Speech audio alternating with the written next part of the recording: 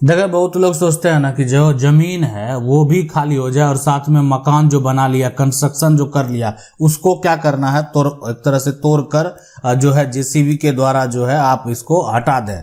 इसलिए कि अवैध दखल है, अवैध कब्जा है, मकान भी बनाए हुए हैं।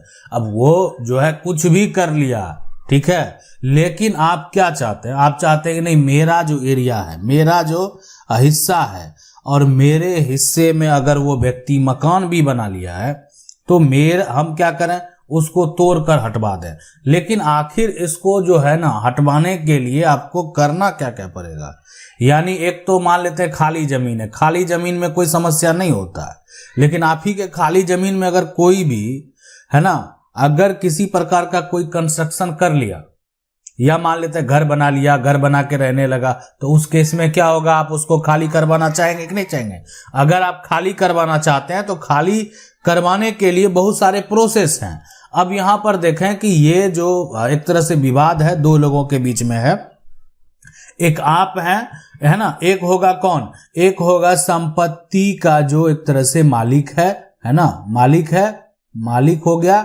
दूसरा कौन होगा? दूसरा होगा यहां पर कब्जा करने वाला, ठीक है, करने वाला।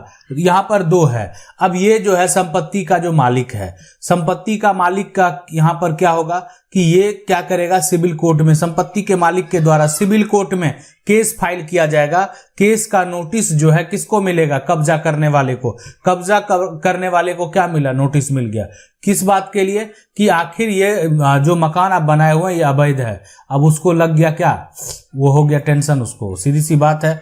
अब वैसा जो व्यक्ति है अपना वर्चस्व दिखा के कब्जा किए हुए है, अब उसको अगर कोर्ट से नोटिस आ जाए कि ये मकान जो है आपको एक तरह से कि आपको पेश होना, आप पर केस हो गया, जाके देखता है कि केस किया गया, यह मकान अवैध है, हमको कागज दिखाना पड़ेगा। अब इसके पास जो कागज है वो तो फर्जी है, ये कागज लेकर जाएगा तब तो फिर और फर्जीवाड़ा में ये उलझ जाएगा।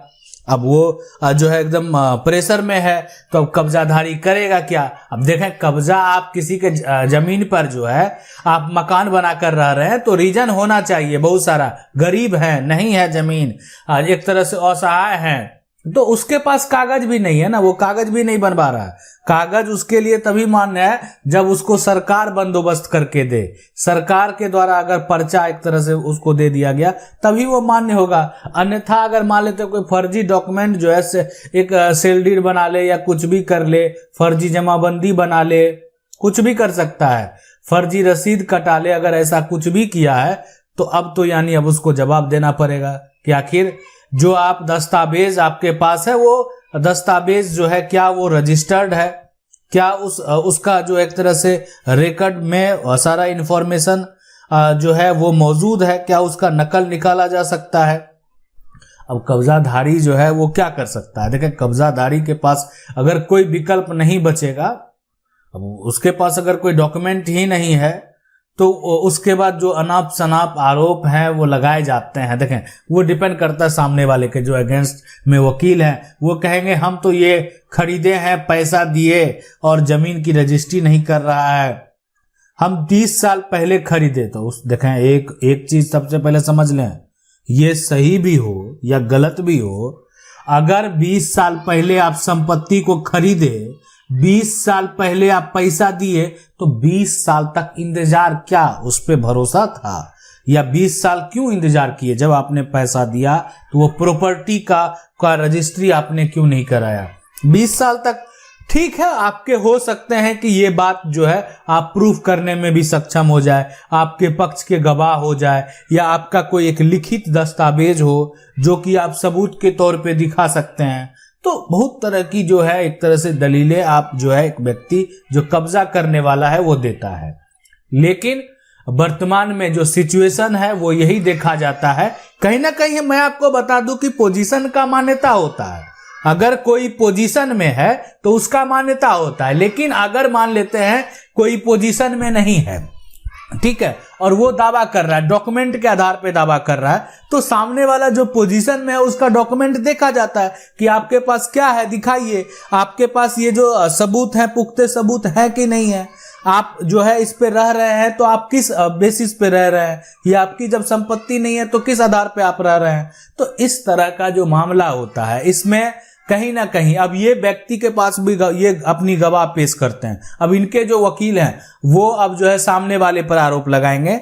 पहले तो मान लेते हैं, देखा जाता है, देखें जो भी आरोप लगाना होता है, पहले जो स्टेटमेंट दिया गया बार बार जो है स्टेटमेंट को बदलना, तो वो भी तो फर्जीवाड़ा साबित हो जाता है। तो ये जो स्टेटमेंट दिया गया, क्या स्टेटमेंट दिया गया? स्टेटमेंट ये दिया गया कि नहीं, हम जो है एक तरह से पैसा दिए थे, हमारे पिता पैसा दिए थे, और इनके जो एक तरह से पिता थे, दादा थे, उन्होंने हमको जमीन जो है वो रजिस्ट्री करके नहीं दिया, पैसा ले लिया, रजिस्ट्री आज तक नहीं किया। तो इस बात को साबित करना पड़ेगा। ये बात अगर आप सामने वाले पर आरोप लगा भी देते हैं तो ये बात आपको साबित करना पड़ेगा, आपके जो वकील हैं उनको साबित करना पड़ेगा। ठीक है, ये कि इसीलिए सिर्फ मान लेते हैं आप उस पर एलिगेशन लगाए जा रहे हैं, आपको तो सबूत देने होंगे, आपके पास भी तो प्रूफ होने चाहिए कि आप कोई भी जो है एक तरह से ना, लेकिन अगर आपके पास प्रूफ है ठीक है, लेकिन प्रूफ है और वो प्रूफ भी साबित होगा, इसलिए कि मान लेते हैं कि जो आपके अगेंस्ट है उस प्रूफ को फर्जी बोलेंगे, बोले फर्जी है, अवैध तरीके से निर्माण करा लिया मेरे घर पर, है ना, जमीन को कब्जा कर लिया और हम नहीं रहते थे, बहुत तरह के आरोप। हम बाहर रहते थे, जब तक आए तब तक मकान बना लिया। बहुत तरह का जांच पड़ताल भी होता है कि मकान कितने साल पुराना है। अब जांच रिपोर्ट आपके पक्ष में कितना हद तक सही दिया जाता है, या जो सामने वाला है, जो आपके अगेंस्ट है, जो कब्जा करने वाला है, उसके पक्ष में कितना दिया जाता है, वो उस बात पे भी निर्भर करता है। तो इसीलिए कहीं ना कहीं जो झूठ है या सच है उसको साबित करने के लिए जांच का जो प्रक्रिया है वो जरूर किया जाता है। आपको इस मामले को, ठीक है, मान लेते हैं इस मामले को सिविल कोर्ट में ले गए, सिविल कोर्ट ने आदेश दे दिया कि कब्जा को खाली करना, हटाना है, नहीं माना वो व्यक्ति, तो कब्जा जो करने वाला अब वो क्या करेगा? अपना मकान को बचाने के लिए, अपना घर को बचाने के लिए अब वो आगे जो है जो एक तरह से जो ऊपरी अदालत है वहां जा सकता है ना, जिला में जाए या एक तरह से हाई कोर्ट अगर वो जाता है वहां अपील करता है और अपनी बात रखता है कि मेरा घर है, मेरा मकान है, हम उस पे रहते हैं, है ना, उस पर जो है उसका कोई कीमत तय कर दिया जाए। बहुत तरह की, देखें जब ये होता है ना, अभी मान लेते हाई कोर्ट में अपना दावा ही पेश करेगा, लेकिन जब उसको लास्ट में लगता है कि अब एक अंतिम निर्णय है, अब तो घर एक तरह से टूटेगा ही, तो वहां पर बोला जाता है कि एक कीमत तय कर दिया जाए, हम कीमत देने को तैयार हैं। अब सामने वाला जो संपत्ति का मालिक है वो कीमत लेने के लिए तैयार रहेगा, तब आप कीमत दे सकते हैं। यहां पर कोर्ट का आदेश बिल्कुल नहीं होगा, इसीलिए कि कोर्ट जो है यानी संपत्ति के मालिक से पूछा जाएगा। अब उनकी संपत्ति है, उस पर तो किसी का, है ना, कोई ऐसा आदेश चलने वाला नहीं है, तो संपत्ति के मालिक पूछा जाएगा क्या आप पैसा लेना चाहते हैं, आप इनको जो है इतना कीमत में दे दीजिए। तो अगर ठीक है, वो मान लेते हैं या आपके वकील के द्वारा ये पूछा गया, अब संपत्ति का मालिक देने को राजी है, उसको कोई आपत्ति नहीं है, पैसा दे देगा, कोई दिक्कत नहीं है, तो पैसा लेकर भी सारा सेटलमेंट हो जाता है। तो ये तमाम जो प्रक्रियाएं हैं, है ना, तो ये इस सभी प्रक्रिया से आपको गुजरना पड़ सकता है। लेकिन एक बात समझ लें, संपत्ति का जो मालिक है, जिसके नाम प्रॉपर्टी है, उसकी जीत तय है। इसीलिए जीत तय है कि बहुत सारे रीजन हो सकते हैं जिसमें कब्जा करने वाला को भी के पक्ष में फैसला हो जाए, लेकिन जो अधिकांश फैसले हैं वो संपत्ति के मालिक, इसमें तो यानी जो प्रॉपर्टी का मालिक है, जिसके पास प्रॉपर्टी का दस्तावेज है, डॉक्यूमेंट है, उसी के पक्ष में फैसला दिया जाता है। इसीलिए कि संपत्ति का अगर उसके पास टाइटल है तो कहने का मतलब कानूनी अधिकार भी उसी के पास है, और बाकी अगर कोई उस पे है तो वो अवैध तरीके से हैं, गलत तरीके से हैं। इस बात को समझना बेहद जरूरी है।